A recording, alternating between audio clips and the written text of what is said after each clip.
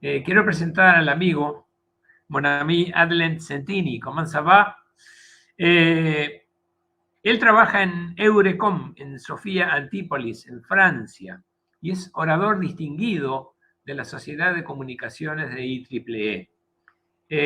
Nos ha visitado en otra oportunidad, habiendo dado una charla en la Universidad Católica, y estoy seguro de que muy pronto, el año próximo, vamos a volver a tener su participación, ya sea virtual o presencial, si es permitido, por la excelencia de sus presentaciones.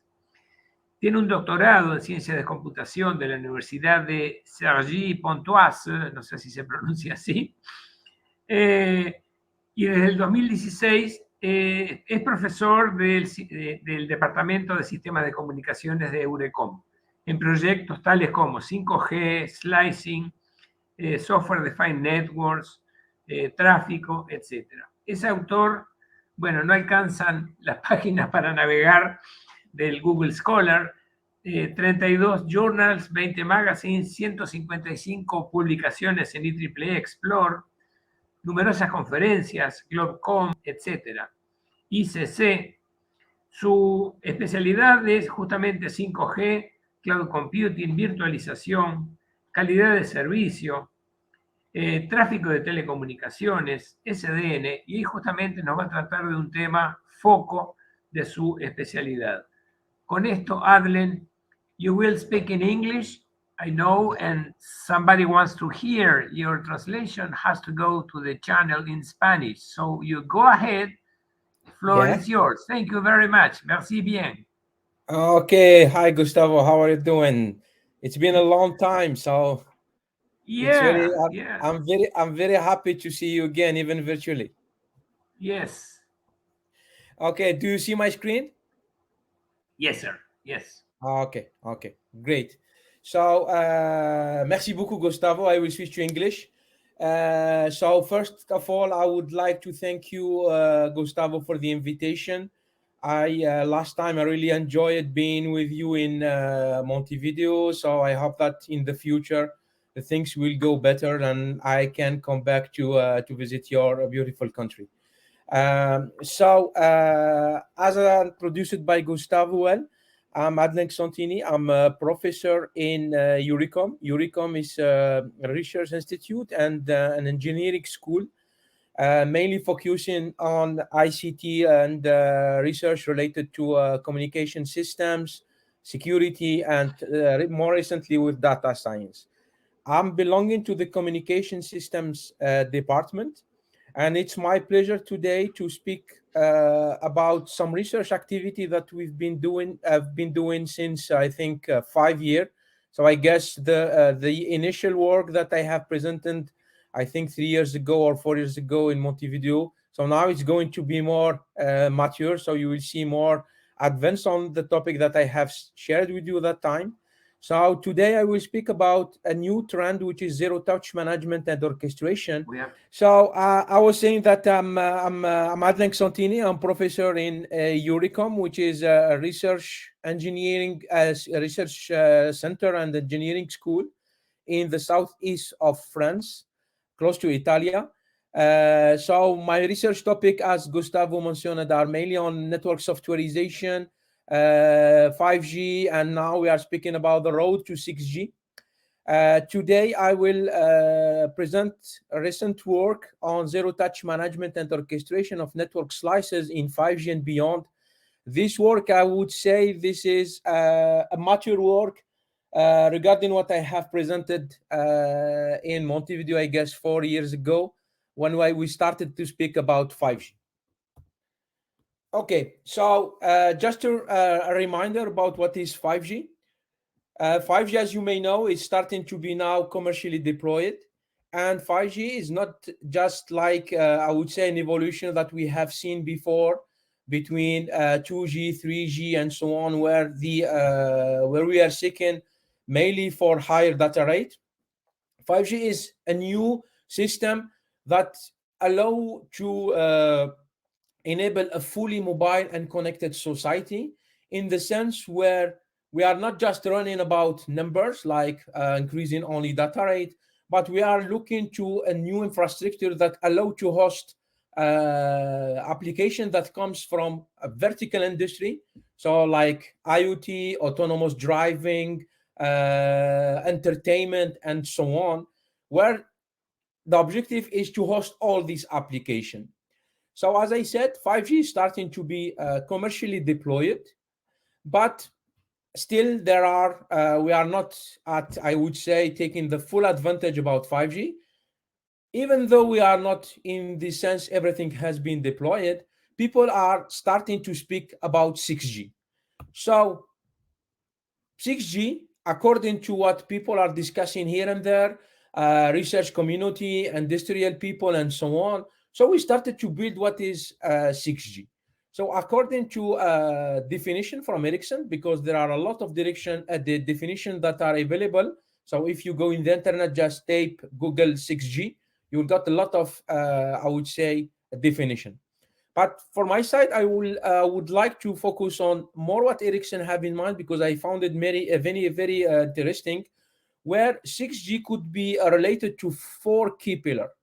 We will speak about limitless connectivity. So this is something that we are starting to see, where we be having, like with IoT, this high number of connectivity. But in 6G, we will go further. We will put like embedded device everywhere. So we will be having, devices on our clothes, on our phone, our cars, and so on. So we speak about also extreme performance. We need a system which is completely trustworthy system, which means that security should be in the heart, which is not the case of 5G now, because security is just an add-on. In 6G, we want to go further by having security, trust inside everything. And 2 new key parameters that should be also native in 6G is cognitive network. So we will be speaking about AI everywhere, artificial intelligence. I guess the precedent presentation, we're speaking about using intelligence artificial. In 6G, intelligence artificial should be in all the components, because we want to reduce as much as possible human intervention.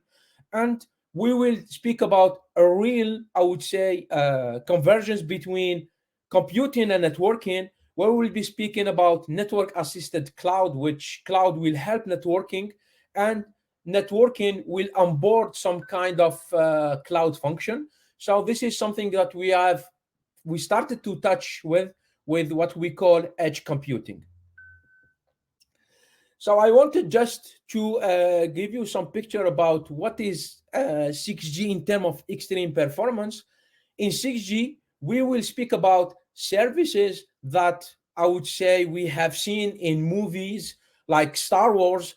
We will be speaking about holographic communication, where holographic meeting, you remember with the COVID situation, everything were in line. So with 6G, we want to increase the user experience with such kind of communication by fully enabling this virtual reality and augmented reality, by allowing people to meet like in virtual, but have the feeling like a physical face-to-face meeting.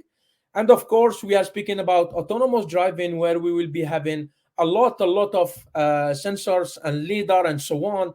In addition to machine learning and artificial intelligence, we will build a full and real autonomous driving.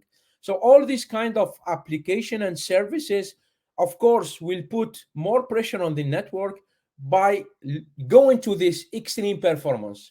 So this spider here show what are the requirements in terms of key performance indicator, like data rate, like latency, like density in terms of connectivity.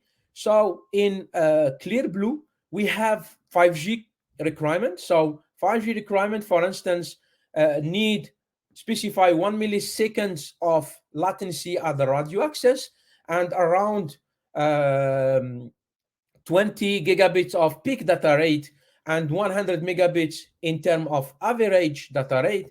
In 6G, you see in dark blue here, we are going to speak about 1 gigabit of average data rate for the user, and we are speaking about a peak of 1 terabyte bit per second, and we want to reduce the latency to 0.1 millisecond, which means that we will be pushing harder the network, because these are the requirements of these kind of new services that will appear in 6G. And ITU-T, because the president presentation was speaking about ITU-T, ITU-T is expecting that 6G will come in 2030 with all these services and the requirement. Now, since 6G will push further, so we need at 5G to see now the key solution in order to be ready to support this requirement of 6G. So what are the key enablers that have been added in 5G? So in 5G, there are different key enablers that have been added in order to at least support this requirement, which is about 1 millisecond at the radio access, peak of 20 gigabit per second. So this is something even new by report to 4G, where we are speaking about latency of 10 milliseconds at the radio access. So 5G introduced what we call new radio. So 5G go by exploiting a new radio.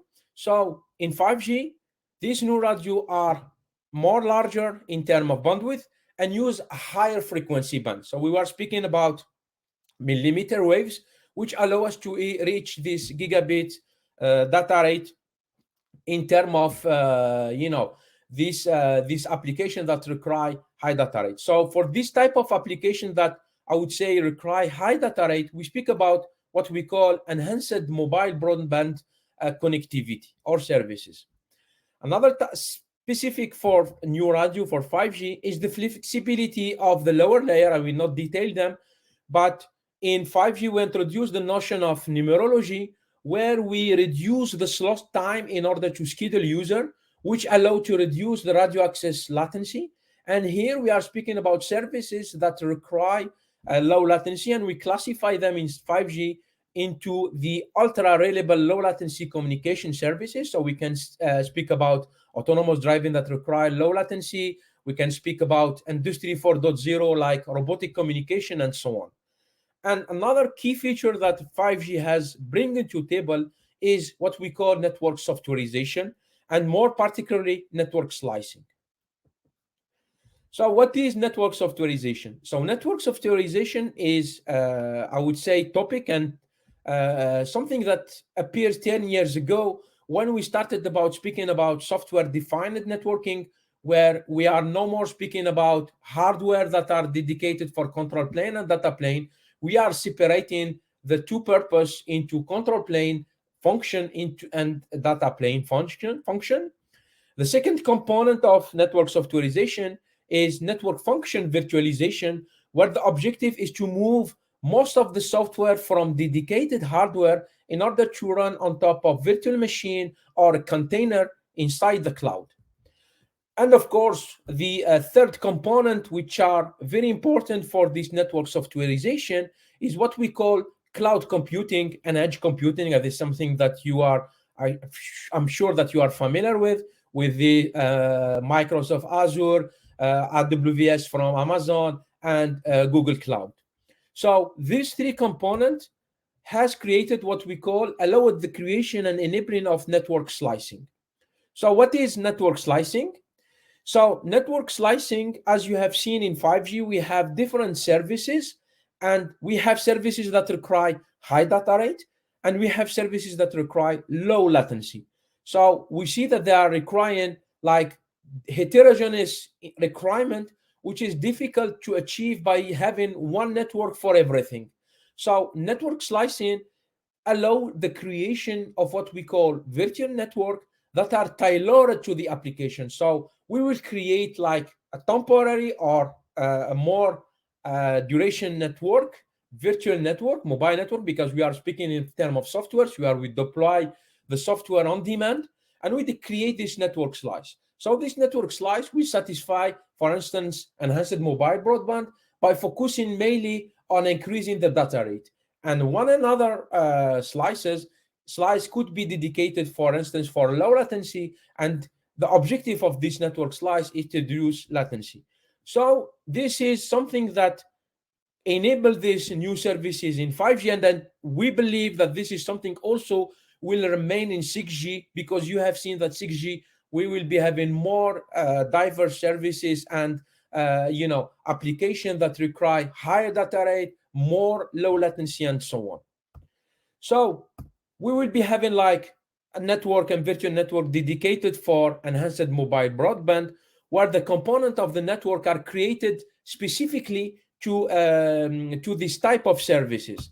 We will be having a network dedicated to ultra reliable low latency. For instance, a network for Industry 4.0, robotic communication, low latency, flat, and so on. And another type of services, which is called machine-machine type communication, which will be here in order to support services that require a massive deployment of devices like IoT, which will be speaking about not deploying one or two, I would say, device, but a million. And in 6G, we are speaking about millions of embedded devices that need connectivity. So a network slice will look like this. So imagine that we have three types of applications, like smart parking, smart maps using virtual reality and drones, and holographic communications. And each slice will be created on top of the same infrastructure. So for instance, we will be having slices that require low latency and high data rate for this virtual reality. So we will be having a dedicated networking resources for this slice, and dedicated, I would say, component and function that will be hosted at the edge. And we'll be having like other type of slice which could be deployed at the cloud part. So a network slice is composed by what we call, it's composed by different sub-slice, and these sub-slice are belonging to different type of technology. So we will be having sub-slice at the RAN part, at the radio access part, which try to differentiate and give the required, I would say, quality of service and performance of the network at the radio part. We will be having sub-slice that give the necessary resources at the edge or at the core cloud, and a sub-slice like virtual path. This is a virtual path network, that VPN that you, I would say most of you know it, allow to create a dedicated path for this slice. So we will be creating like an end-to-end connectivity, which will be dedicated to the service. And what is important to note in terms of network slice is that the network slice, I would say, is created on demand. So we may have someone coming, like I would say, we have like an electricity provider that wants to collect the data from the different smart meter deployed in one neighborhood. They come, they ask the operator to create a network slice, which will be composed by a virtual function that just their aim is to go and collect the data. And the slice can run, for instance, from 2 a.m. to 4 a.m., which is the less congested part of the network, in order to collect the data. And the slice is created from 2 to 4 and then destroyed. And this way, the network operator will be able to share the same infrastructure among all these network slices. Now, in terms of management and orchestration, because as I said, a network slice is created on demand. So in this context, we will be having different, I would say, stakeholder actor in the new vision of 5G. We will be having the slice owner or the vertical tenant that comes. For instance, someone has a flat. He wants to deploy slice on his flat for its Industry 4.0. It connects to the network operator, and the network operator will get its requirement in terms of quality of service and so on, and then will deploy and create the slice. So we will be having what we call an inter-domain management and orchestration system that has a vision of end-to-end of the system. It has a vision on all the available resources at the different technology component of the network. As I said, we have radio access infrastructure, link and node transport infrastructure, and cloud. So then when we got the request of creating a slice, this inter-domain orchestrator will ask each subdomain to create the sub-network slice that will get the dedicated resource of this technological domain. So for instance, the resources that the radio access network is aware about is the radio resource, the scheduling information of the user at this radio resource, and so on. At the transport level, we are speaking about bandwidth, routing, and path calculation and quality of service. We are creating this virtual path network, this virtual private network, sorry. And then we have the cloud infrastructure, where we will be having deploying virtual machine and container.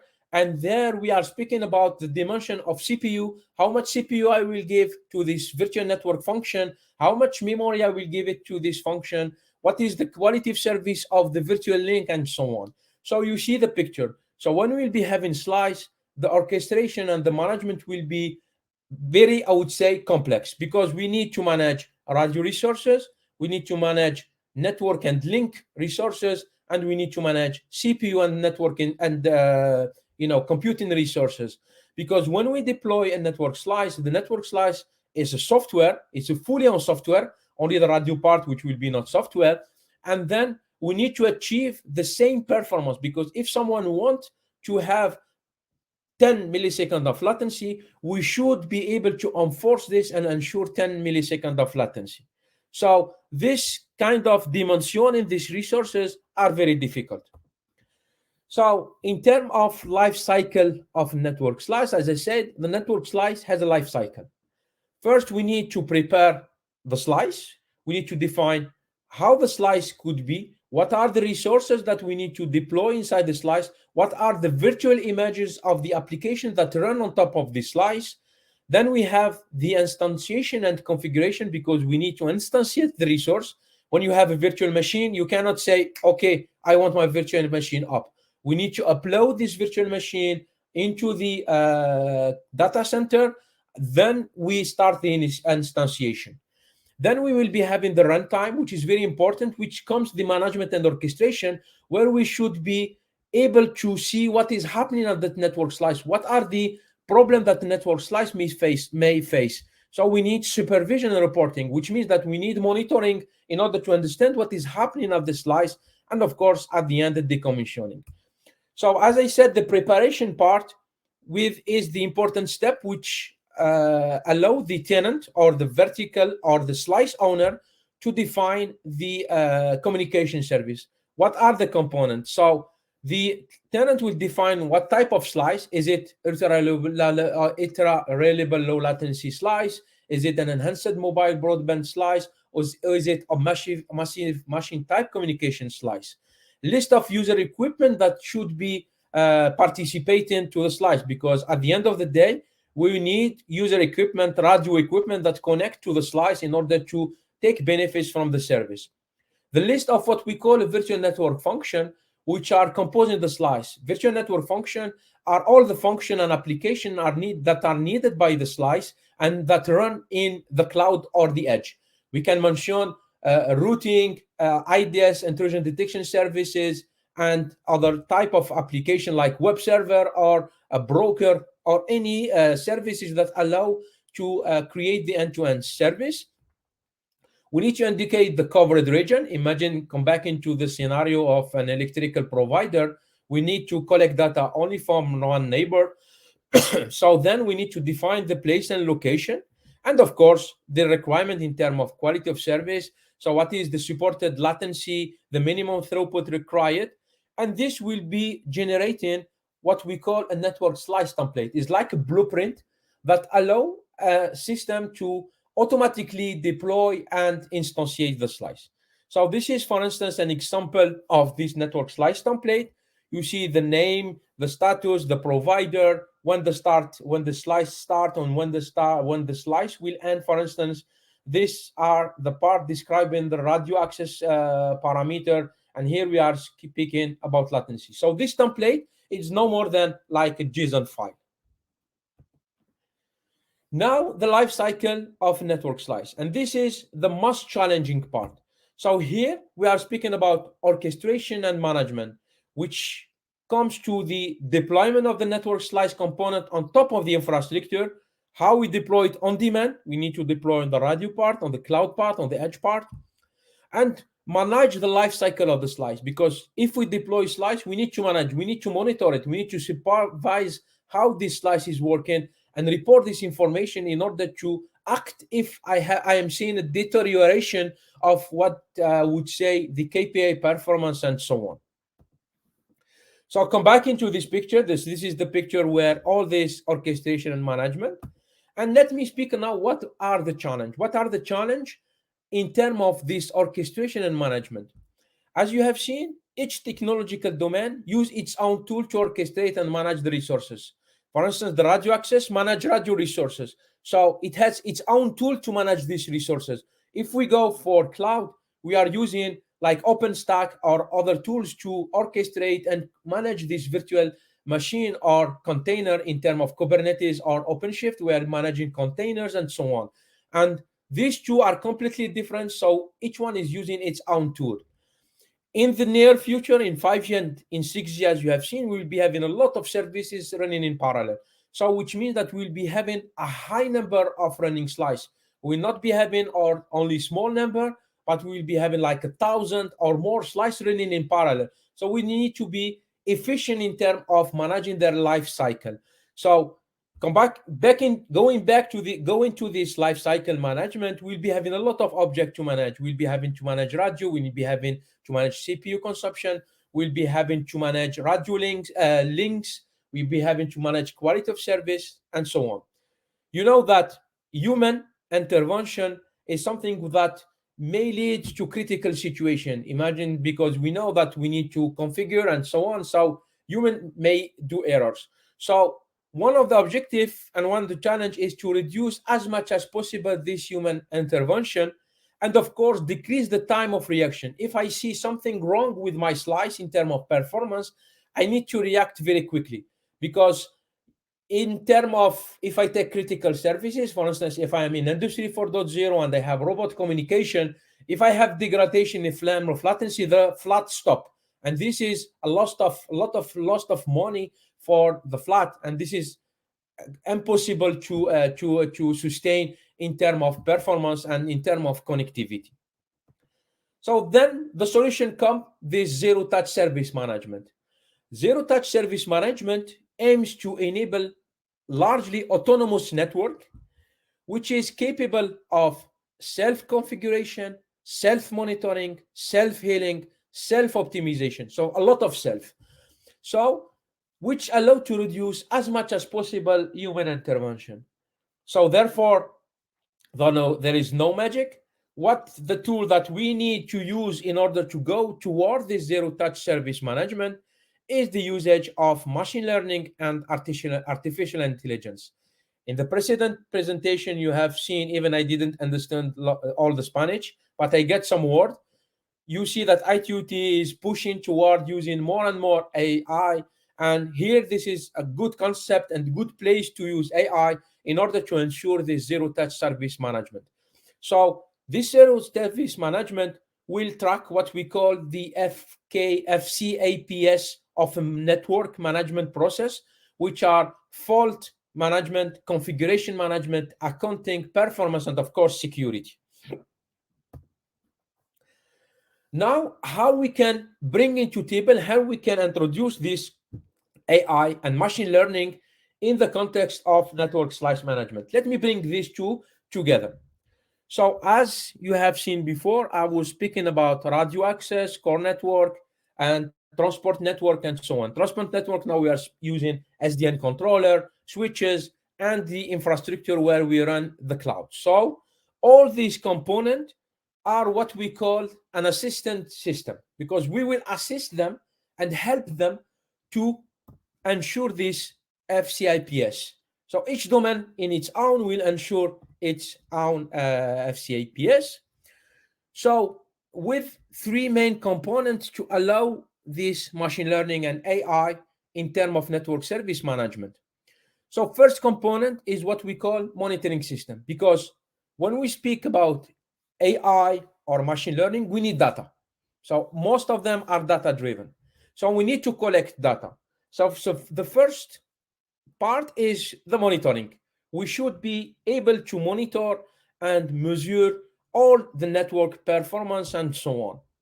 So this monitoring system will be in charge of data collection. It will be in charge of data formatting, because it's very important to format the data, because we'll be having a lot of source of data. We'll be having data coming from cloud, data coming from radio access, data coming from the transport network. We should be able to have like a common format in order that the algorithm that we will be used later for machine learning will be based on this common format in order to ensure this, I would say, this activity. Then when we have this data, the data will be given to an analytic engine. This analytic engine will be the place where we will train ML model, but also we will do some kind of inference of this AI model. So we will be able to analyze what are the data, what is the meaning of the data using machine learning. So we will be having like a stream of data, and we should be able on runtime to understand what is happening in the network and derive alarm or notification. So the third component is the decision engine, which take this alarm or notification as input and has some kind of already predefined policy. For instance, if I would say the traffics go under this threshold, I would say give more bandwidth, or use reinforcement learning or other type of data in order to push the decision and enforce the decision. And at the end of the day, we'll be having a closed loop in order to do the control. We monitor and do the control. So to summarize, we'll be having a monitoring system for data collection, aggregation, and formatting of data, an analytic engine that detect and diagnostic the key parameter fault, performance, security, and so on. It's the place where we do training of the model and we use inference when the model are ready. And the decision engine is the place where we do decision making. For instance, we increase the resources at the radio part or the CPU of the application, update route, block traffic in terms of security. If we detect that there is security threat, so we block that traffic and so on. Correction of these FCAPs, it takes like intent policy, or we can use machine learning, like particularly reinforcement learning, in order to take the best or optimal decision. Now let me give you an example of this zero-touch management in terms of VNF lifecycle. So as I have mentioned before, a network slice uses a set of virtual network functions which are deployed at the edge or central cloud. So this virtual network function do some function, and they are chaining together to implement the network services. For instance, if I come back into the use case of the electrical provider, we have the application that collect the data from the different smart meter and store them, or I would say do some kind of treatment of this data. So generally, this VNF runs as virtual machine, which means that they are running on the cloud or the edge, on top of virtual machine on a hypervisor like VMware, or inform more now with modern virtualization in a container on top of OpenShift or Kubernetes. So to demonstrate this VNF, we are speaking about giving CPU and memory, because we will give CPU and memory to specific function in order to run. So we understand from different tests that we've been working on and people did in the literature that static demonstrating is not efficient, because imagine that the application is running well a certain moment, but when we have more traffic, more requests coming to the application, for instance, because we have congestion or we have more people interested on the service, this application may suffer because the number of CPU was set statically, and this amount of CPU is no more efficient and no more sufficient to serve in terms of good quality of service the end user. So we need dynamic demotioning. So here I will give you an example how we achieve this dynamic demotioning by using this zero-touch management. So let's take the example of the 5G access mobility function. So in 5G, the core network has been shifted and modified, and all these components that I am showing here in the screen are run as virtual machine, or I would say in a container. And the user equipment, and this is the radio access, user equipment pass always by this IMF in order to be authenticated and given it the right to access the network. So when you turn on your phone, the first thing is that the user equipment, your phone, will contact this node of the network in order to get the authorization to have access to the network. So the access mobility function, call it IMF, are the key element. So it handle access and control mobility. It handle attach coming from user equipment from different radio access network. It is the entry point of the core network. Once we say this is the entry point, it could be the bottleneck of the network. So which means that if we have a lot of attach requests in parallel, so we may have problems. So we need to well dimension this IMF and give it the in terms of performance, in terms of CPU, we need to give it the exact amount in order to function well. So what we did, we tried to do some testing of this IMF. See, here you have a picture. This graph is showing the attach duration, which means that in seconds, from the moment that you turn off your phone and wait for the connectivity. And in the y-axis, you have the attach duration, which is in seconds. So if you are around 0, which is very good, but here you see that we are reaching 100 seconds, which is very, very long. So in this moment, we are facing a lot of trouble. So, and here we have the number of parallel attach per second. So from this picture, we see clearly that when we increase the number of attach, this attach duration increase. And most importantly, we see that if we give a CPU of 1 and a RAM of 1, which is low configuration, we have a higher value of seconds. So for instance, when we have 500 attach for a configuration that's called stronger, we'll be having 1 minute of we wait 1 minute in order to be connected. But in case of less, I would say, less strong configuration, we reach practically 2 minutes. And all these tests have been done with OpenAir interface, which is an implementation of the 5G core element, which have been done in EURECOM in my department. And we are using this tool in order to provide 5G connectivity and testing platform. So come back in here, we see that there is degradation, which means that if we want to keep the attach duration very low, which represents the user equipment, we need to increase the capacity of the CPU of memory. So for instance, if we reach this point in term where we are going in red, what we can do is increase the CPU and RAM dedicated to this VNF in order to continue serving well the user. So to do this, we wanted to use AI in order to predict the needed number of VNF instances, which means the number of CPU and memory that are satisfying specific traffic requirement. So we needed to access data. To that purpose, what we used from Telecom Italia, which is an operator in Italia. It provides a data set that show the mobile traffic during 1 week, 2 months, sorry, which show the detail of communication in 2 months. So, and we bring into table an algorithm that scale out, which means increase the resources when we predict that the traffic is very high, and we reduce the resources when we predict that the traffic is low. So therefore, we started from the data, where we classified the data into classes, and we this class I will come back to the detail later, will be classed in terms of number of instances of resources dedicated to the IMF. We learned the relation between the class and the number of IMF instances that we need, and then we predict the load and we predict the number of classes and IMF instances needed.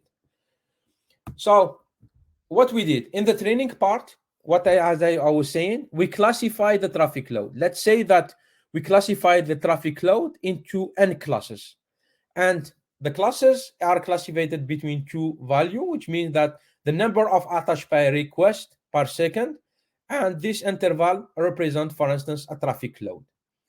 And we fix the target attach duration. We want to reach a target duration around 1 second. We don't want to exceed this 1 second. Therefore, come back into this graph, and this I would say, this result, we were able to know how many CPU we need in order to always keep the value around 0. So here we note this value, and we want to give it as the number. So we learned the relation between the traffic class, the CPU, and the RAM. Therefore, in the Amphiris, what we need is just to monitor the traffic load, then classify the traffic load in one of these classes. And if we know the classes, then automatically we can use our machine learning and trained model in order to derive the needed CPU and memory. So here's the picture with these 3 elements that I have shown before: monitoring system, analytic engine, and decision engine. So we monitor the number of attach coming to this IMF. We classify this number of attach in terms of class of traffic load.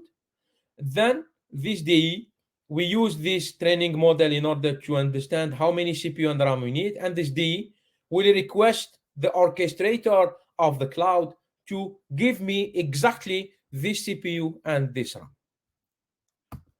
So this is some results. So here in black, you see the traffic that we've been seeing during the day. So we extract this from the data set that we obtained from Telecom Italia, and we predict exactly how many instances of IMF, and therefore how many IMF, how many CPU and memory we need.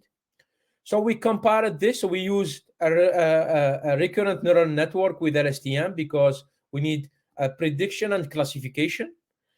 And we compared with threshold-based. Threshold-based, we said that when we exceed a certain threshold, we increase resources, and when we go under this threshold, we reduce the resources. And this is a PDF of the attached duration that we have seen. And with the RNN, we were able to reduce the attached duration very low compared to the threshold-based. Now, one of the issues that you may raise here is the fact that data are not available, because most of the problem is that people are not willing to share data easily. So therefore, the same problem that we have addressed before, we do it in another way.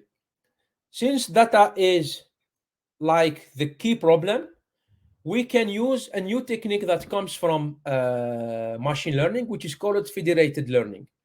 Federated learning allows us to learn from different sources, and we have different agents deployed everywhere, and these agents collaborate together to build the model. So you see the model that I was speaking about here, to learning this relationship.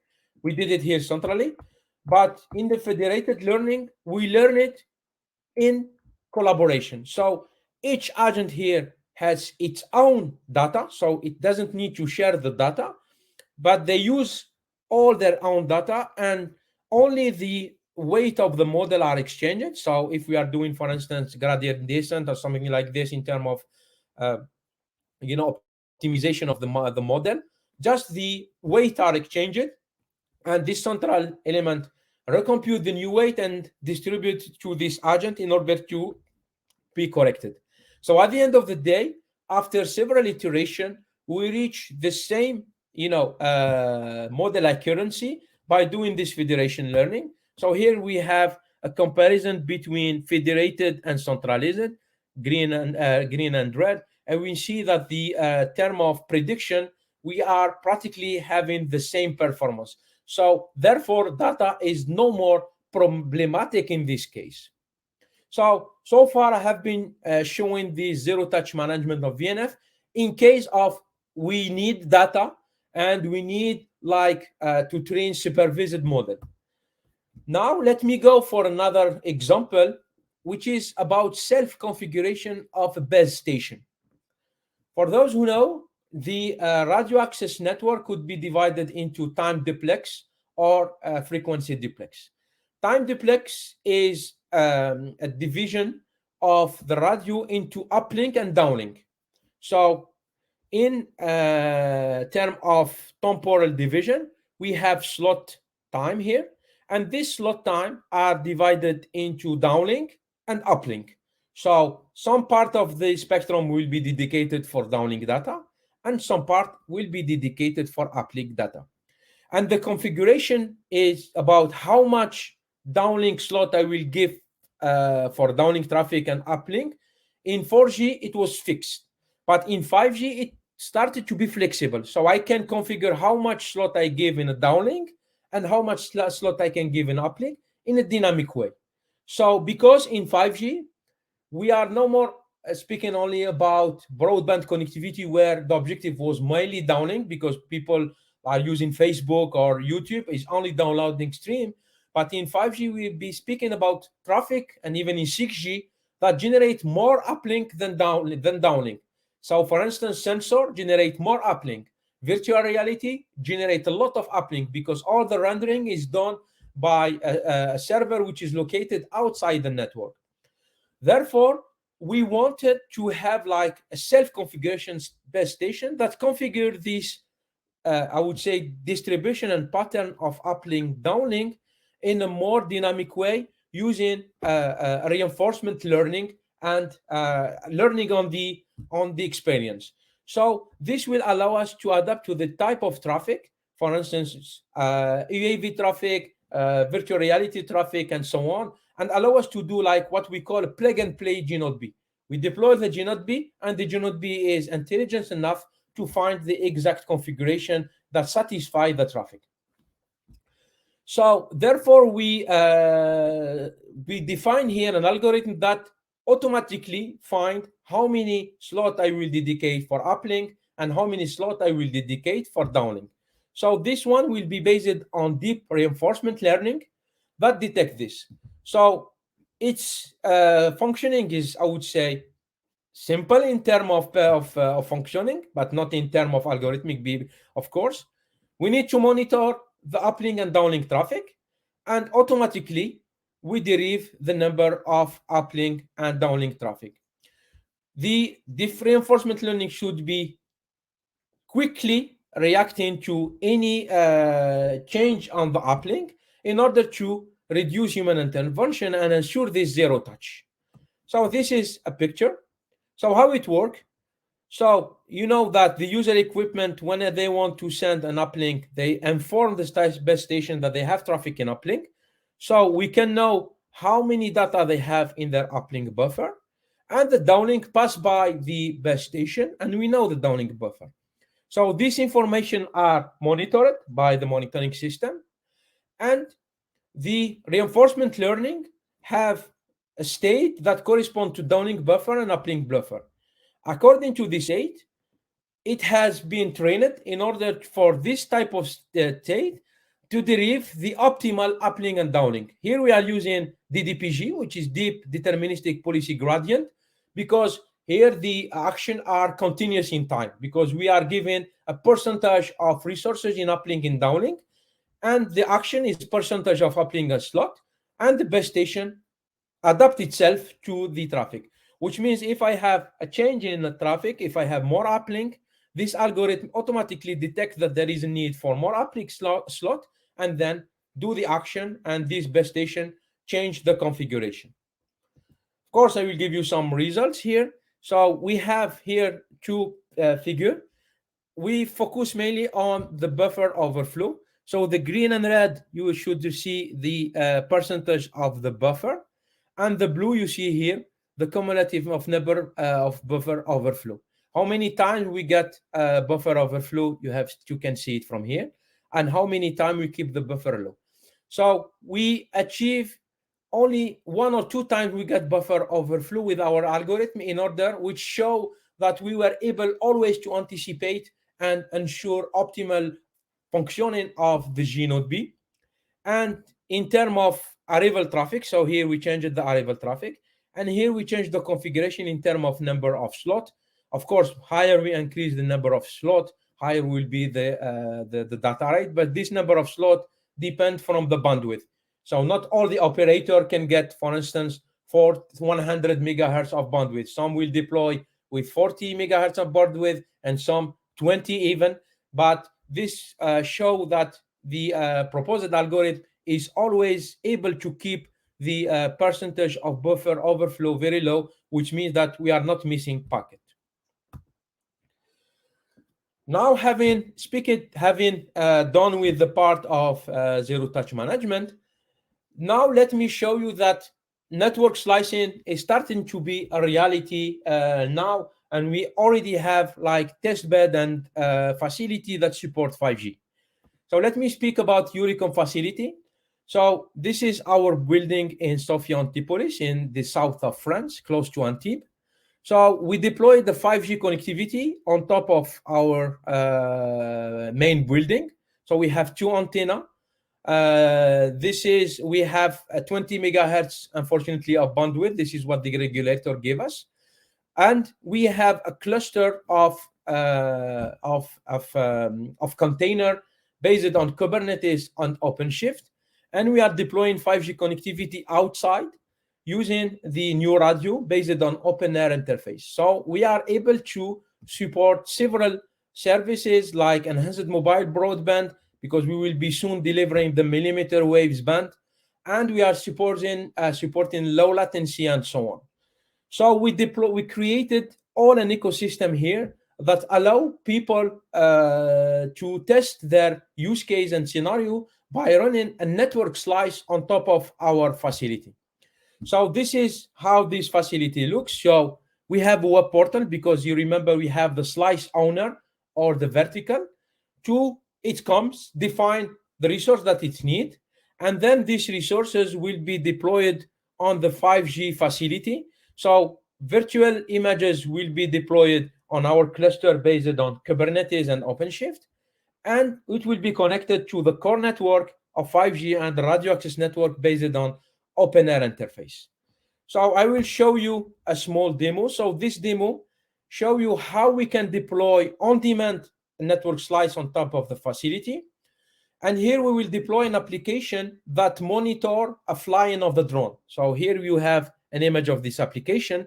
So we imagine that we have a drone owner, and he want to test the 5G connectivity on his drone.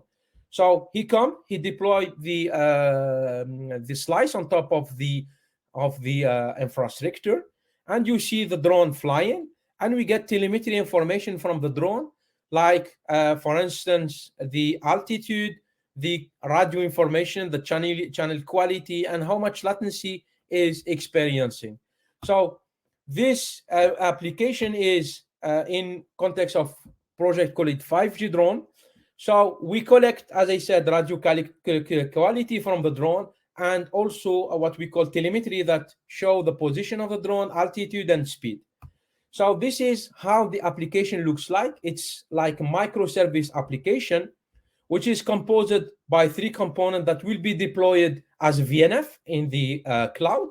We have the GPS southbound that extract the telemetry from the drone.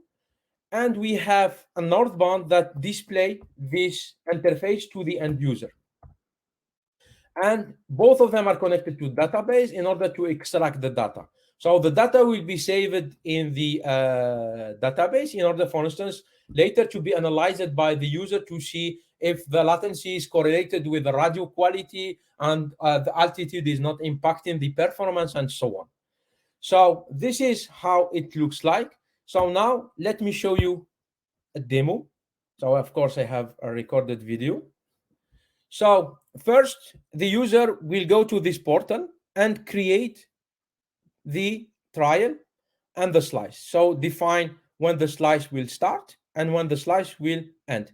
And most importantly here, it will enable KPI monitoring, because KPI monitoring is the key parameter performance indicator that show how the slice is behaving. And remember, when we do this closed loop, we need monitoring, we need this information. So we should provide this information. So then it includes the information about the run. So here we're not sure the run because we'll do just simulation of a flying drone. And here comes the place where it will define how to find his application, how to deploy the application. So first, remember, we need to specify how many memory we will give to this application. and how many virtual CPU will be given to this application.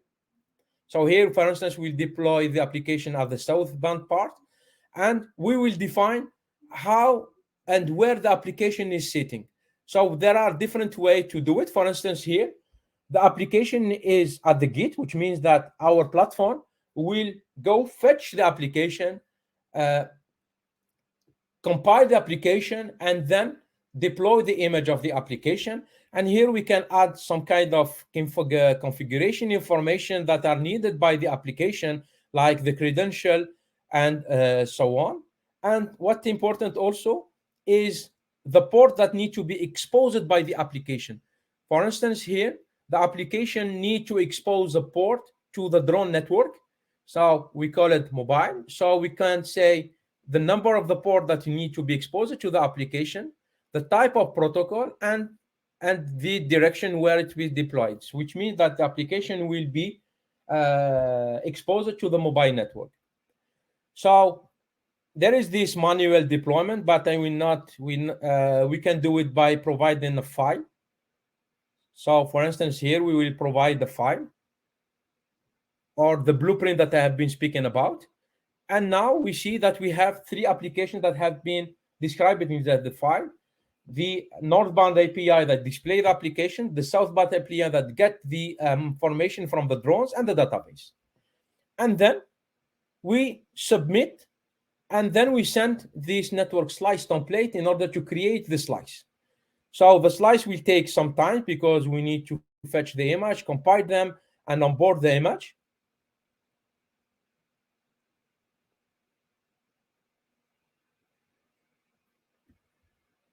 So here we have the answer that the slice has been created, and you see the time needed to create the slice, because as I said, this is something dynamically created. So it took 1.5 minutes to deploy the 3 instances of the application. And now we have information about the application. So you see here, this is the web interface of the application that has been created. And here where we can get access to the monitoring data. So the platform is providing 2 ways to access the monitoring data. So Grafana, which is a graphical interface that allows to collect the data, access the data, and displaying them into this graphical interface. So this is for the convenience of the user. So this is the application. And here we have 2 virtual drones, because we are working on collision detection algorithm for drones, and we are testing them in more virtual environment. And you will see that the drones will start to fly later. And our objective later is to add the real drone and mix the virtual and real environment in order to show that we are able to detect some kind of collision drone just by using this application. So I will speed up a bit.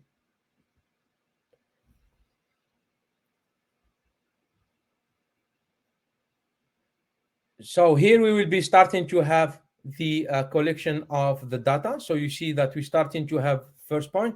So we have information on the CPU, on the bandwidth usage, and the memory. So we see that we start to get the first point of the information. So if we back to the application, you see that here, sorry, I go too fast.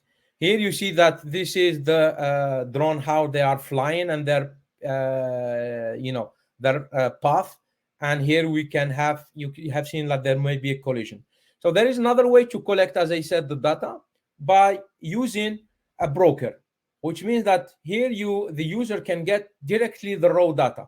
So this raw data, as I have mentioned, it can be used by a monitoring system in order to do, store them in a database, or for instance, do analytical analysis on this, train a model and so on.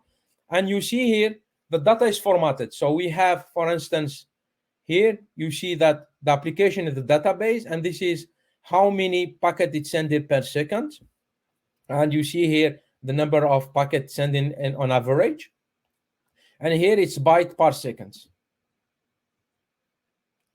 And we may have the information on all the 3 components. So you see here the GPS southbound, how much CPU is consuming, and this is how much CPU is consuming, and so on. And this data will be used later. This is raw data for, as I said, training and machine learning.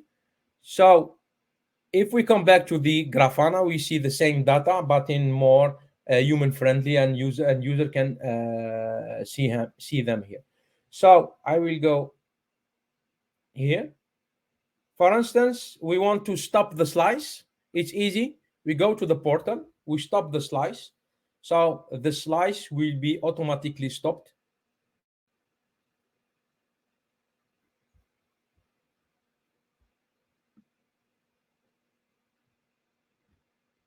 And we can resume the slice, or we can completely delete it, which means that this step will remove all the image from our cluster. So come back into to conclude my presentation. So 6G is coming. Flexibility and adaptability are the keywords to adapt to the emerging services. So this is why network slicing is one of the key solutions, and zero-touch service management is the things that we need to go for in order to ensure, this vision of having zero-touch management. But still, we need to face some kind of challenge, because if we go for AI, we need to be more, having like explainable AI. We need to trust the AI. We need to know, for instance, why the AI is taking this decision. If it's saying to increase the resources, why the AI is taking such decision. And what a new field is coming, which is called machine reasoning, which aim to answer this question. Another point is, when we have AI, I think to go to use them in production, it's something people are not willing to do directly. So this is why we need to test this AI model in real environment before production. And here we are speaking about twin digital, which is something which is gaining momentum, and a lot of Industry 4.0 and components are having their twin in order to get a real connection with the real world and real testing. And of course, how to access data. This is the big question. So we are speaking about federated and distributed learning, and we are going surely to a new business model around data, where we'll be having a data provider and data consumer. Thanks for your attention. This is some reading if you want to go further. So I put here a list of documents, and all the work that you have been seeing here mostly are done in the context of European project with key industrial partner. So you have the project name and the publication, and you have a video of the demo with more explanation regarding the demo itself. So thank you very much for your attention, and I will be happy to answer your question. Thank you very much for your kind presentation and complete actual problems and solutions. While we wait in the questions and answers, I have a question for you. Orchestration, real-time, CPU, RAM. Yeah. How do you plan to consider the security? Is the security a problem for your orchestration? Security. I mean, the orchestration framework, I would say, if I take this picture, this is the orchestration framework. This is the management part. These components usually are not exposed to outside, which means that there is no outside access to this component. The user will go through this web portal, as I have shown you in my demo. This web portal is communicating with this orchestration through API, which means that no one knows how this API looks like, and no one knows how these SOEs look like. Unless you have someone attacking your component from inside, I mean, there will be no problem outside. So this kind of solution are very, I would say, strong in the sense where they are using only API. And even this orchestration and all this framework are being used in order to detect attacks coming on the component of the network and the network slice itself, because this is the orchestration and management plant, which is managed only by the network operator, or for instance, our facility for us. But the plant that is which is used by the user will be this part, And this part is even protected by this orchestration management plot part. For instance, when we are doing this measurement, we are also measuring two components in order to detect any DDoS attack or misconfiguration. Thank you very much. And I understand the internal security could be compromised, but do you have any kind of the same application for intrusion detection, even from inside? I mean, you use AI to detect the behavior, but can you use that also to detect internal attacks? Yes. I mean, I didn't put it here because I think I would have more time, need more time, because we have another work that use the same kind of AI and work in order to detect DDoS attack coming from IoT device on this IMF core component. So we have trained a forest random algorithm in order to detect that traffic is abnormal and react by blocking the traffic. So we can use the same component, but here, rather than protecting the slice, we will protect our local component or disk orchestrator component. Excellent. Thank you very much. You're welcome. Well, let's see in the questions and answer. I don't see any question. So I thank you very much. You're welcome, Gustavo. Time. It was complete, and hope to see you soon in the future. I hope. Real presence. Yeah, last time I really enjoyed being in Montevideo and my distinguished lecturer tour. Yeah, we enjoy it too as well. Yeah. All right. Thank you very much. You're welcome, Have Gustavo. a great day. Congratulations. You're welcome. You too. Bye-bye. Bye-bye.